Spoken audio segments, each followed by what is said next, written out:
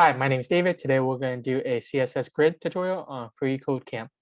And we're going to learn how to add rows with grid template rows. So the rows will add automatically depending on how many columns you have, but you can adjust these with how many columns you have and with how many items you have within your container to specify. And you can adjust the rows manually by this property, grid template rows. So we can add 2 rows to this grid with the height of 50 pixels by just copying and pasting inside of the container. And we have 2 rows, so it takes 2 parameters at 50 pixels each.